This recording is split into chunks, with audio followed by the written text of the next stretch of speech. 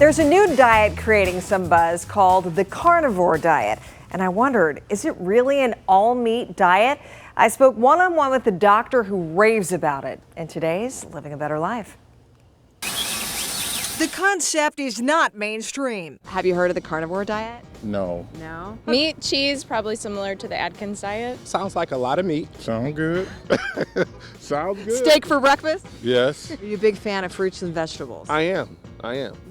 Might not like this diet. It's basically eating only animals, no plants. If you can hunt it, that's an animal food. Dr. Paul Saladino is the author of the new book, The Carnivore Code. I've been eating a fully carnivorous diet for about 2 years now, and as you can see from the photos, I'm not dying and I don't have, major medical problems. I'm basically thriving on this diet. His original motivation? Clearing up his eczema by eliminating from his diet toxin-containing plants like kale, spinach, and broccoli. I pulled out high oxalate foods, and then I pulled out high histamine foods. Then I pulled out high salicylate containing foods. And then I pulled out lectin containing foods. And pretty soon, I really wasn't eating many plant foods, and my eczema got better and better.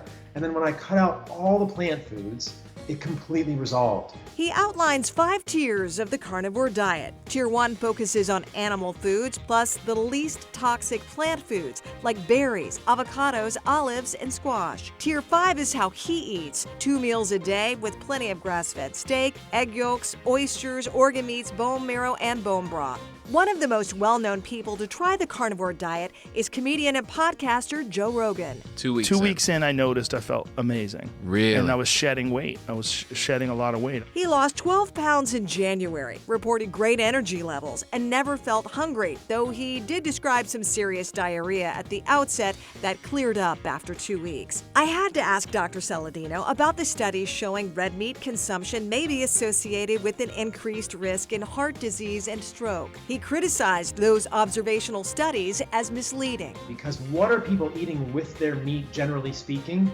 Milkshakes, French fries, bread, soda. That's the heart attack on a plate, not the meat.